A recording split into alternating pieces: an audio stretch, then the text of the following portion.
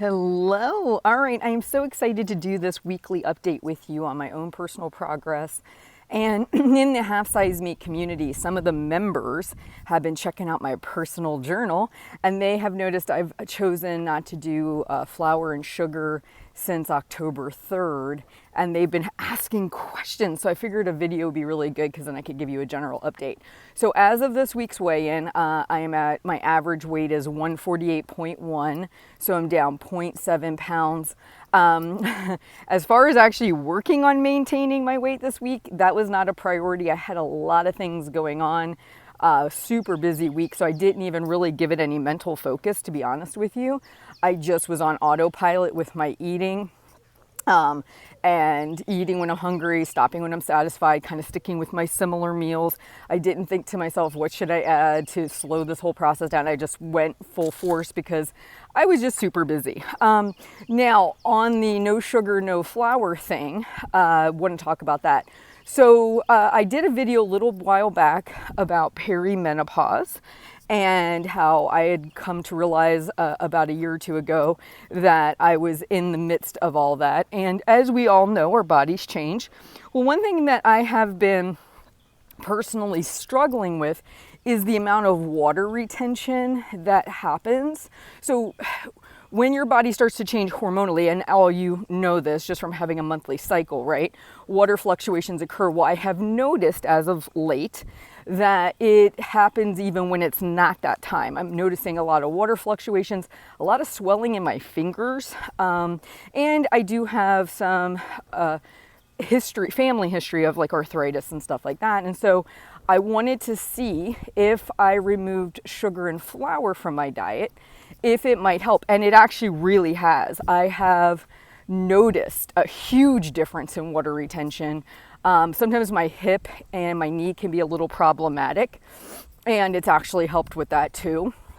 So the other interesting side effect that I didn't anticipate, the week of my monthly cycle, actually my weight stayed super stable, which it never does that. Usually the week of my cycle, my weight goes up 3 to 4 pounds. Of course, all water weight, but it still goes up 3 to 4 pounds. This week, when I tracked it, it was actually the exact same as it had been the previous week. Nothing really had altered. So those are just some benefits I'm noticing. Now, I want to say this because there's another video that I'm going to be releasing here in the near future about don't let comparison drive you to change what you're doing. I want to encourage you, you can hear what I did, but I want to encourage you not to necessarily jump on that. I knew reducing sugar and flour from my diet could create less inflammation in my body, but I chose not to because I didn't want to, and I was resistant to do it. And I truly believe we have to be willing to do something internally because we really want to do it, not because we think we should or we have to. And we have to be the ones that make that decision. So sometimes people hear things, oh yeah, that makes good sense. But really, like, assess your eating. Is that going to be a huge jump for you to go no flour, no sugar? Then I'd encourage you not to. When I first started my journey, I was like eating treats all day long. I was having 100-calorie packs. I was having all kinds of goodies, but I was hitting a calorie deficit and I was losing weight. That version of me would not do well with a no sugar, no flour intake. I have, over the years, really refined my eating to where on a day-to-day basis, the only place this looks really different for me is my nighttime treat, which is my protein smoothie that I have every night.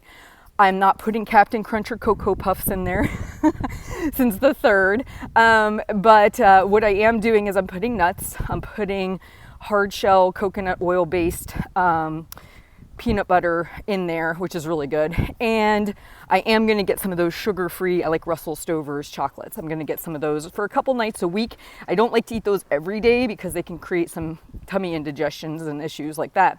But that's really one of the big changes. The only other big change for me is Olay Wellness Wraps. I usually use those for my pizza pockets.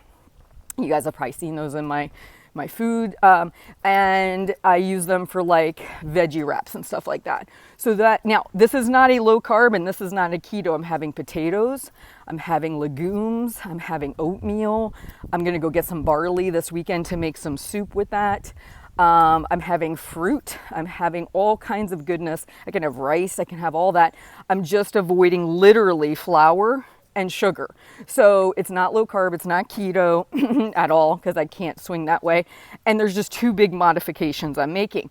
If you were gonna make two modifications, maybe that would be good for you. If it's like, oh my gosh, Heather, that would be a complete overhaul of everything I eat, then you may wanna wait and just keep working on your weight loss. And when you feel no resentment or restriction around it and you're excited to do it, that's when you do it.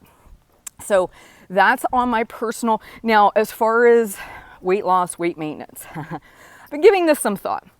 I am going to continue to eat the foods I like. I'm going to continue to eat when I'm hungry, stop when I'm satisfied, and I am going to see what happens as an outcome with my weight. What I was doing when I was intentionally trying to lose weight, doing not counting calories or points or anything like that, there would be some mornings where if I felt a little grumbly in my tumbly, I might either push breakfast back or I might skip it. Or there were times where I could have eaten a little bit more off my plate, but I chose to stop prematurely because I wanted to create that calorie deficit without actually tracking calories.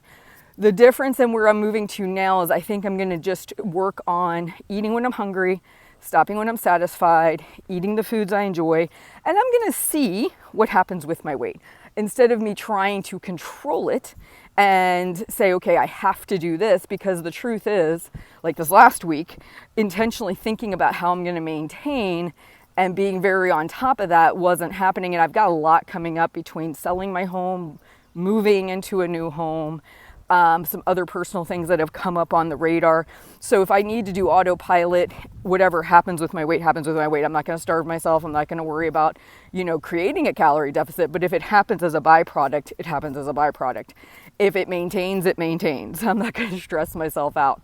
So I hope that helps. The no sugar, no flour has actually been a lot of fun, not depriving or anything like that. And the weight I'm at now is really great. I'm thrilled with it. I'm a year out from asking for help, and I have turned things around really well for myself. I'm staying consistent, by the way, with my weekly weigh-ins and check-ins in the community and my personal journal, because I know I need to show up every day in order to keep moving myself in a positive direction. You guys have a great one. Thank you for letting me share. And as always, please like and subscribe to my YouTube channel and let me know how I can better help you. All right, I'll talk to you soon.